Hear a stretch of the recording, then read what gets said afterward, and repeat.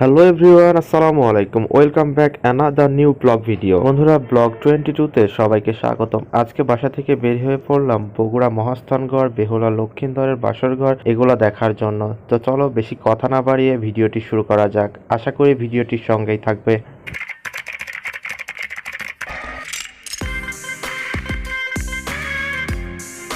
Hello বন্ধুরা, welcome back. যারা আমার ভিডিও নিয়মিত দেখো তারা হয়তো জানো আমি এখন বগুড়া শেরপুর আমার মামা শ্বশুর বাড়ি বেড়াতে এসেছি, যেটা আমি গত ভিডিওতে তোমাদের মাঝে শেয়ার করেছি। আর বগুড়াতে কিন্তু দেখার মতো বেশ অনেক কয়টা জায়গা আছে, সেই জন্য আজকে আমরা কয়েকজন মিলে বাসা থেকে বের হয়ে পড়লাম বগুড়া শহরটা একটু ঘুরে দেখার জন্য। এদিকে বাসা থেকে নিচে নেমে দেখি ড্রাইভার সাহেব অলরেডি গ্যারেজ থেকে গাড়ি বের করে রেডি করে রেখেছে আমাদের জন্য।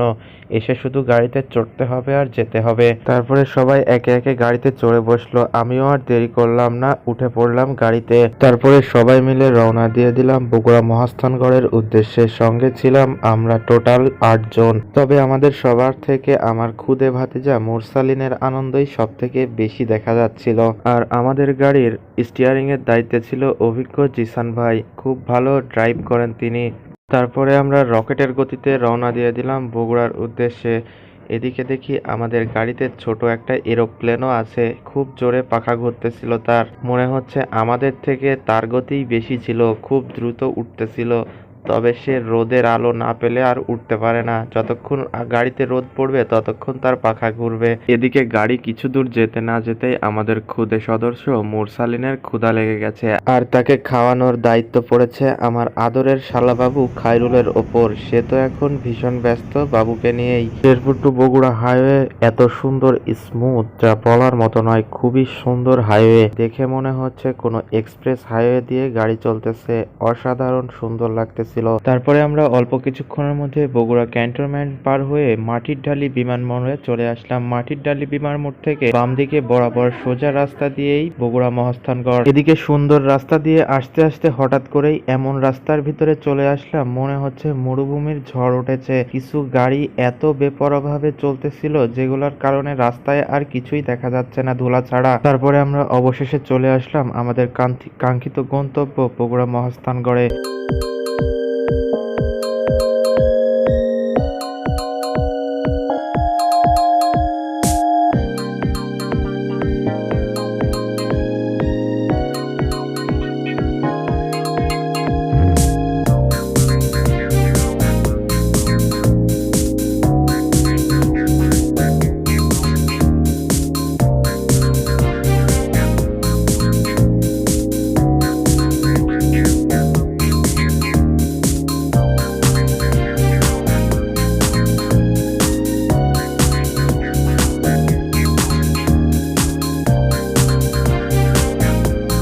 এই হলো বগুড়া মহাস্থানগড়ে ঢোকার টিকিট। প্রবেশ মূল্য মাত্র 30 টাকা। আপনারা যদি আসেন তাহলে প্রবেশদ্বারের শুরুতেই দেখতে পাবেন সুন্দর একটি রাস্তা আছে এবং দুই সাইডে কিছু সুন্দর গাছ লাগানো আছে, আর ডান সাইডে সুন্দর ফুলের বাগান তৈরি করা আছে। আমরা প্রথমে সেই ফুলের বাগানেই প্রবেশ করলাম। আহামরি এক্সেপশনাল কোনো ফুল আমাদের চোখে পড়েনি, এগুলা সাদামাটা। আমরা এলাকাতে যেসব ফুল বাড়ির আঙিনাতে লাগিয়ে থাকি এই ধরনের সাধারণ ফুলই এই জায়গাতে, এক্সক্লুসিভ কোনো কিছু এখানে চোখে পড়লো না। তারপরে আমরা সেখান থেকে বেরিয়ে মহাস্থানগড়ের উপরে ওঠার সিদ্ধান্ত নিলাম। এদিকে দেখতেছি আমার থেকে বেশি আগ্রহ আমার ছেলের, আমার আগে আগে সে দৌড়াচ্ছে উপরে ওঠার জন্য। তারপরে বাপ ছেলে দুইজন মিলে উপরের দিকে রওনা দিলাম। এই ধ্বংসাবশেষের একদম চূড়ায় নাকি বেহুলা এবং লক্ষিন্দরের বাসরঘর আছে। আমরা খুব আগ্রহের সাথে উপরের দিকে উঠতেছি বেহুলা এবং লক্ষিন্দরের বাসরঘর দেখার উদ্দেশ্যে। উপরে গিয়ে এমন একটা জিনিস দেখলাম সেটা আমি সত্যিই আশা করিনি।